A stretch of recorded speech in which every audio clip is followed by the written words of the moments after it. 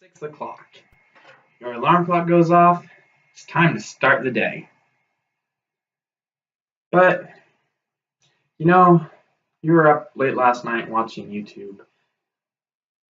You don't have to go to work today. Just some college assignment to finish up. Now you really deserve that extra sleep, so you hit the snooze button. 8:30 rolls around the corner and you wonder where the time has gone. You wake up, you eat breakfast, and you start your day. You open your laptop, you open your college website, but man, motivation's just not here today. So you text a friend, and then you realize that your favorite channel on YouTube uploaded another video. So you figure just 10 more minutes on YouTube today. Finally, lunch rolls around the corner and you finally open up your laptop and get going on that college assignment. Later in the evening, you go to Bible study and you argue about the Great Commission, all while you're too timid to start a Bible study with anyone. Hi, I'm Jesse Grove, and today we're going to be talking about taking action. You know, whenever we encounter a situation like this, something needs to change. I would say we need a change of mind frame.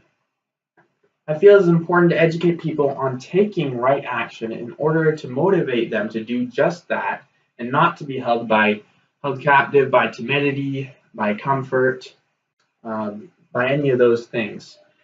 And today we're going to be looking at the need for action, then we're going to look at action, really what it is, then we're going to look at how our lives will change when we take action.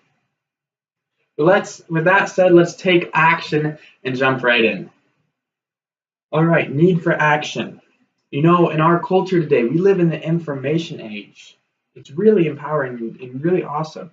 But sometimes in the age that we are in, we can easily get caught up in all these different things. You know, we can get caught up, we can get too comfortable, watching TV, YouTube, gaming, things like that, just distractions that waste our time when we're not really doing anything. And then you can even have sneaky things come in like philosophies, ideas, politics, which are all fine, but when we're not taking action on them, what's their use? So we need, as a culture, we need more people to take action, we need more people doing things. And another quick point I want to make is about comfort versus joy. And this is something I've been thinking about a lot about recently in my life, and I've realized that I'm more joyful when I'm taking action. And so this isn't really a rule of thumb, but I found that the difference between comfort and joy oftentimes is action. When you're doing something, joy is around more often. So now, you might ask, what do you mean by action? I mean, that's a pretty vague term, right? And yes, you're right. I would agree with that. It is a very vague term, and it actually made the speech kind of hard to write. So let's take a look at what action is for a few minutes. So first I want to clarify action versus right action. Action is seeing an event or whatever. Let's say you see a fight breaking out and you join in for the heck of it.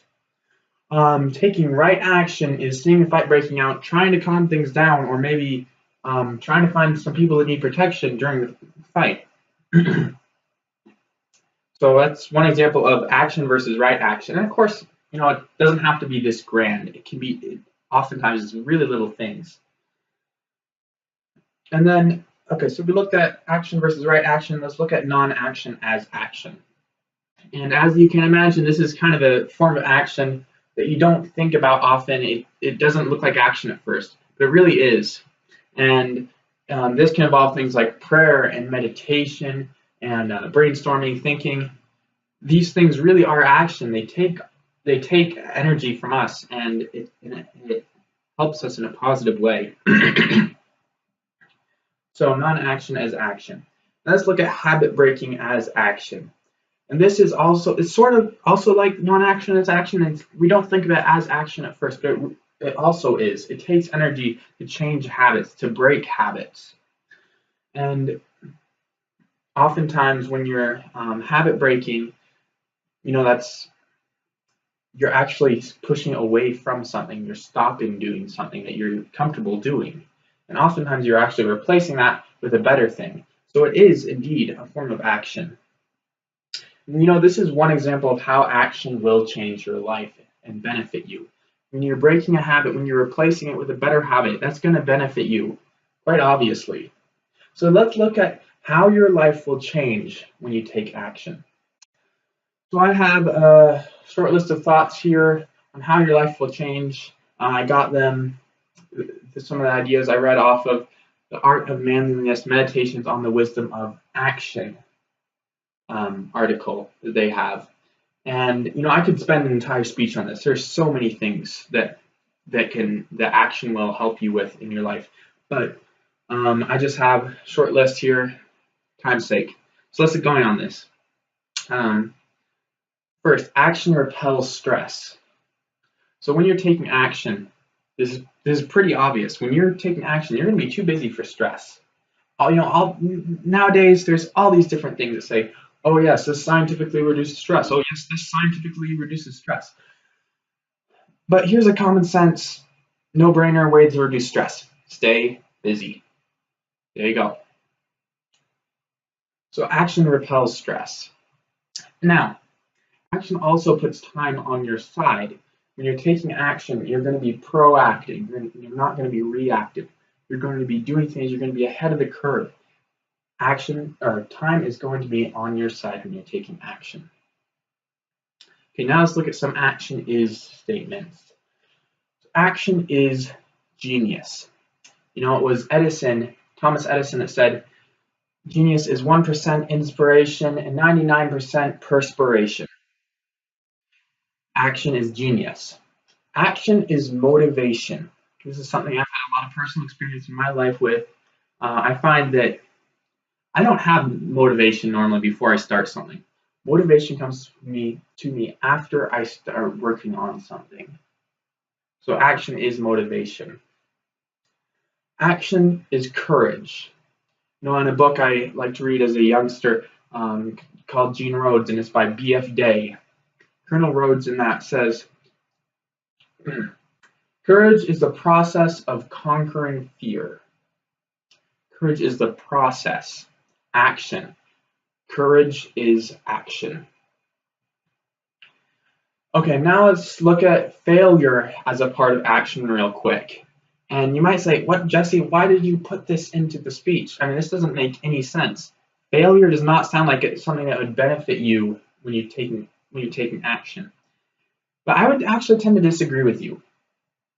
Failure is really good for us humans, I believe.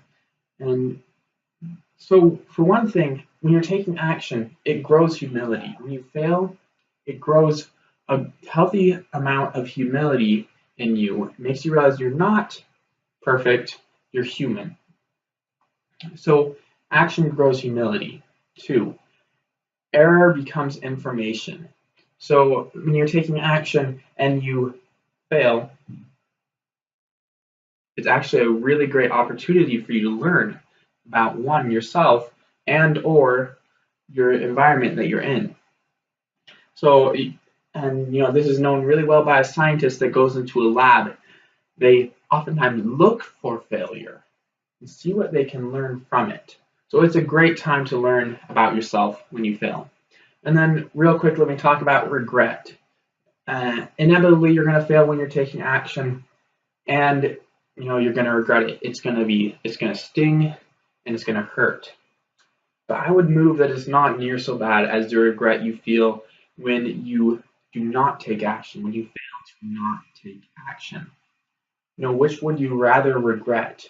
Regret failing in the first place, or just regret for not trying? With that said, when you start taking action in your life, it's going to start snowballing. It will get easier each and every day to take action. And action will even open up new opportunities for you to take action. And when you take action, your life will change, momentum will build, creating a more productive and happier life for you. So today, I want to encourage you all to not let timidity, laziness, or even comfort to hold you back. and take action. Thank you.